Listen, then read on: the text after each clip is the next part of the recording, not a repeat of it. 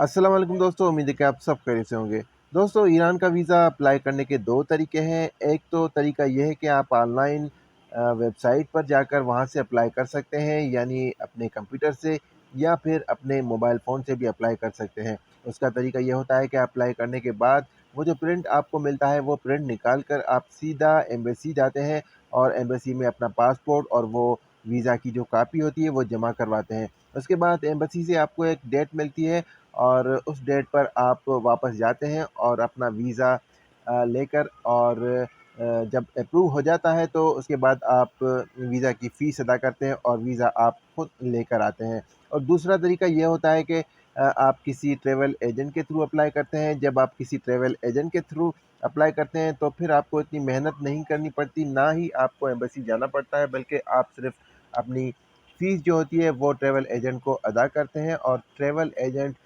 Visa approve करवा कर वो आप तक वापस पहुंचा देता है।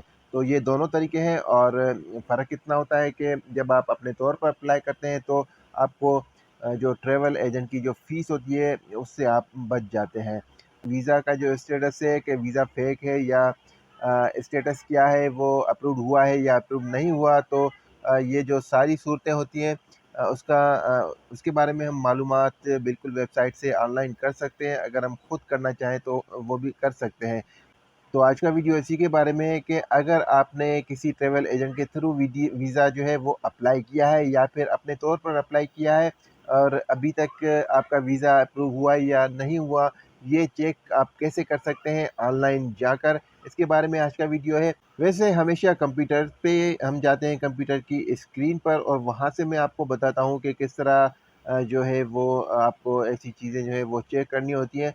तो लेकिन आज जो है वो हम मोबाइल फ़ोन से इसलिए जा रहे हैं कि काफ़ी दोस्त ये कहते हैं कि हम ज़्यादातर मोबाइल फ़ोन ही यूज़ करते हैं और कोशिश किया करें कि मोबाइल फ़ोन से जो तरीक़ेकार होता है उस पे ज़्यादा ज़ोर दिया करें। तो आज जो मैं तरीका बताने वाला हूँ वो मोबाइल फ़ोन से आपको बताने वाला हूँ और स्क्रीन भी मोबाइल फ़ोन की ही खुली हुई है।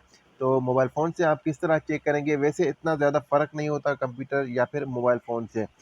खैर जनाब, मोबाइल फ़ोन पर अगर आप चेक करना चाहते हैं तो सबसे पहले आपको गूगल क्रोम खोलना पड़ता है। गूगल क्रोम खोलकर और वहाँ पर आप e-visa.mfa.ir वेबसाइट लगाते हैं और सर्च करते हैं। तो हमारे यहाँ ज़्यादातर ये होता है कि लोग गूगल पहले खोलते हैं और गूगल में जाकर वहाँ पर कुछ ना कुछ अपने काम की चीज़ सर्च करते हैं और वहाँ से फिर डायरेक्ट जाते हैं। तो अगर आप गूगल खोलते हैं तो गूगल में जाकर ईरान वीज़ा लिखेंगे, ईरान वीज़ा ऑनलाइन, और जैसे ही आप ये लिखकर टाइप करेंगे तो अगला जो पेज होगा उसमें जो सबसे पहली वेबसाइट आएगी वो ये वेबसाइट आएगी ईरान इलेक्ट्रॉनिक वीज़ा की। तो आप ऊपर लिंक भी चेक कर सकते हैं evisa.mfa.ir। तो इस पे हम क्लिक करेंगे सबसे पहले। जैसे ही हम क्लिक करेंगे तो ये वेबसाइट आपके सामने खुल जाएगी। ये ईरान की ऑनलाइन अप्लाई करने के लिए वेबसाइट होती है। इसमें आप जैसे ही देखेंगे तो सबसे पहले ये लिखा हुआ है अप्लाई नाउ। तो हमें क्योंकि अप्लाई नहीं करना बल्कि स्टेटस चेक करना है तो हम नीचे जाएँगे, दूसरे नंबर पर लिखा हुआ है गेट इन्फो, इसको भी हम छोड़ेंगे। उसके नीचे फिर से लिखा हुआ है अप्लाई नाउ, तो इसको भी हम छोड़ेंगे और चौथे नंबर पर जाएँगे। यहाँ पे जनाब ये लिखा हुआ है चेक नाउ, क्योंकि हमें अपना स्टेटस चेक करना है, अपनी वीज़ा के बारे में जानना है, तो चेक नाउ पे हम क्लिक करेंगे। जैसे ही चेक नाउ पर हम क्लिक करेंगे तो अगला जो पेज होगा वो ये पेज आपके सामने आ जाएगा। यहाँ पे सबसे पहले आप देख सकते हैं, यहाँ पे लिखा हुआ है एप्लीकेशन आईडी। यहाँ पे आप जो आपकी वीज़ा पर ट्रैकिंग आईडी होती है वो आप यहाँ पर लगा सकते हैं और उसके बाद आप चेक कर सकते हैं अपने जो आपका जो वीज़ा है उसका स्टेटस। तो उसके बाद ये नीचे लिखा हुआ है पासपोर्ट नंबर और ईमेल एड्रेस। तो अगर आप पासपोर्ट नंबर यहाँ पे लगाना चाहें और उसके ज़रिए आप देखना चाहते हैं कि आपका जो वीज़ा है वो फ़ेक है या ओरिजिनल है या फिर उसका स्टेटस क्या है, वो अप्रूव्ड हो गया है या अप्रूव नहीं हुआ, तो उस हिसाब से आप यहाँ पर लगा कर चेक कर सकते हैं। तो हम यहाँ पर पासपोर्ट का जो नंबर है वो लगा रहे हैं और देखते हैं कि जो हमने वीज़ा अप्लाई किया है वो हुआ है कि नहीं हुआ। तो जैसे ही हम पासपोर्ट नंबर लिखेंगे, ऊपर जो एप्लीकेशन आईडी का जो निशान है वहाँ पर ये इस तरह का आ जाएगा। यानी आप उसके बाद एप्लीकेशन आईडी नहीं लिख सकते, यानी एप्लीकेशन आईडी आपको लिखना है या फिर पासपोर्ट नंबर आपको लिखना है। ठीक है जनाब, उसके बाद आप नीचे आएंगे, सिक्योरिटी कोड यहाँ पर लगा हुआ है, यहाँ पर आप सिक्योरिटी कोड लगाएंगे। जब आप चेक करेंगे तो उस वक्त सिक्योरिटी कोड जो है वो चेंज होगा।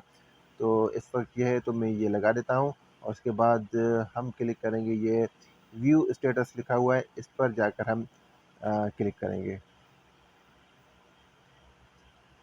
ये आप देख सकते हैं यहाँ पे लिखा हुआ है, जो रिप्लाई हमें आया है वो आया है कि there is no application associated with the given information. इसका मतलब ये हुआ कि हमने जो पासपोर्ट नंबर लगाया है, पासपोर्ट नंबर तो ठीक था, लेकिन उस पासपोर्ट पर कोई भी इनके पास इंफॉर्मेशन नहीं है।